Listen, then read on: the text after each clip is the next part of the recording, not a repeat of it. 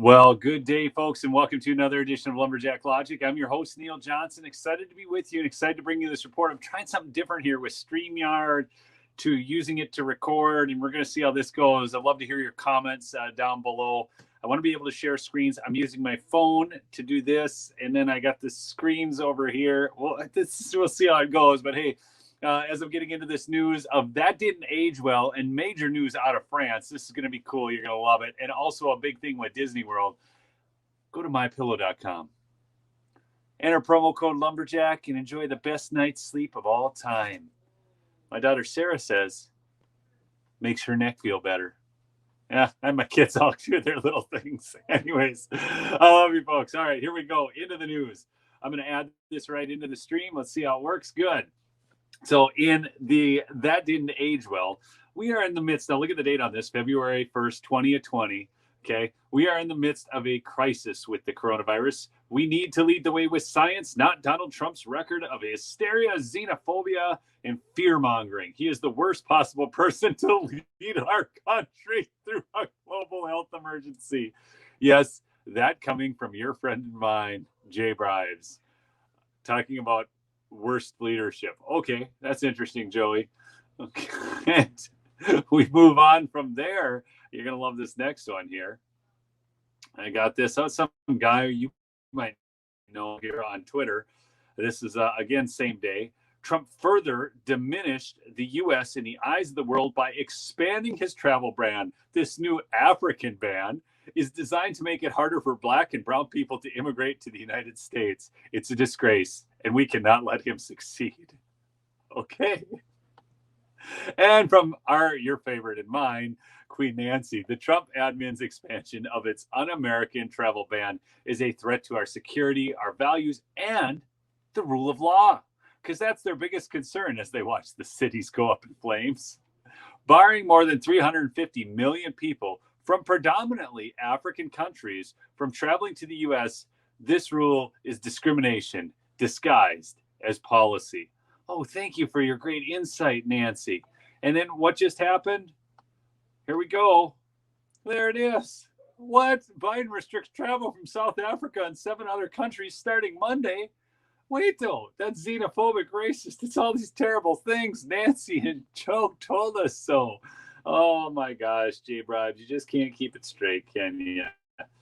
Anyways, so that's point one. Now, in other news, we can see here that, yes, France has postponed the mandate due to violent unrest.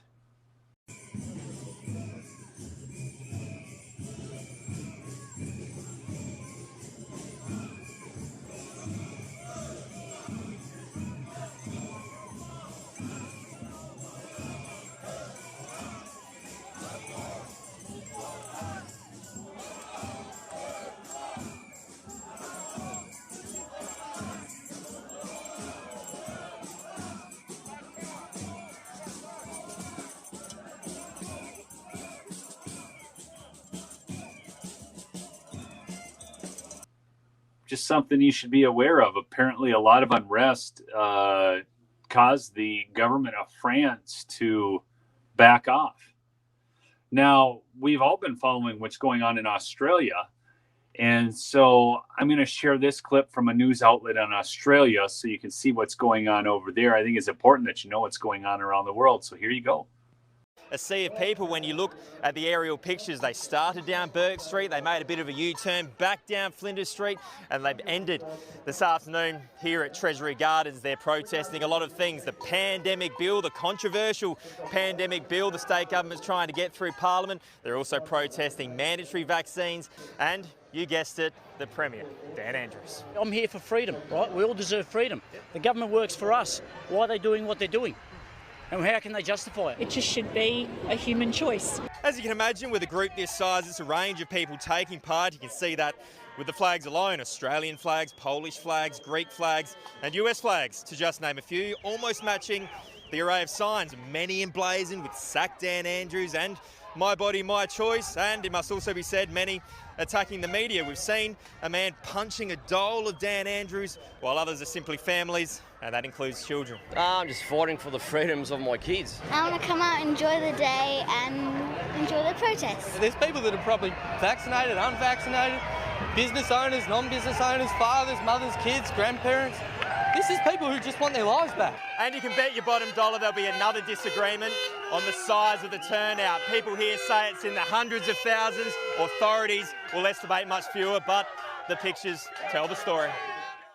And now back on the home front, we have Disney World rescinding their mandate due to Ron DeSantis. So I'm going to share a clip I found on this for you. Ron DeSantis has really been standing up. He's been doing a fantastic job.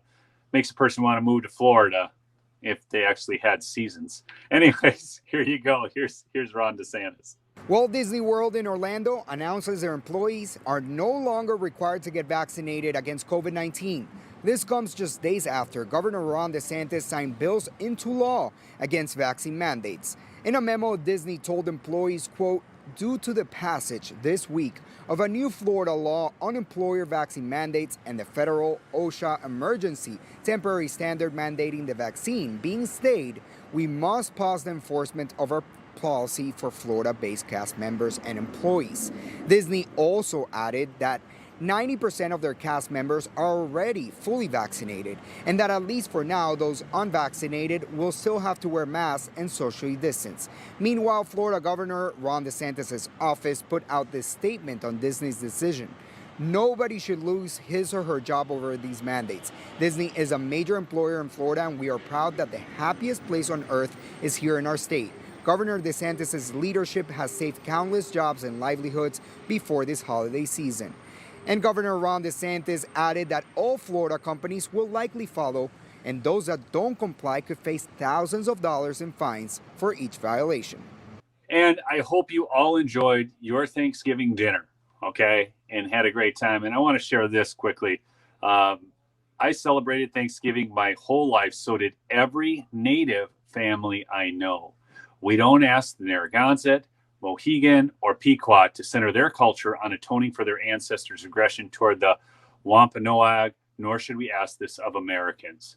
Folks, go back and read the history. It's great. There's a lot of aggression on both sides. It is the natural state of the world we live in. Doesn't mean it's great, but it doesn't mean we need to go back and apologize for that. And in another, because I just love the Rittenhouse thing so much. Here's what we know so far in the sequence of events that led to the Waukesha tragedy caused by an SUV. Now, of course, they walk that back and change that headline. It's unbelievable that they would even run that. So the question is, how much money is that Rittenhouse kid going to sue me for? Let's just say he's going to build back better. Folks, just wanted to share that quick update with you on this Saturday. Thanks so much for listening to Lumberjack Logic. Please do subscribe if you haven't.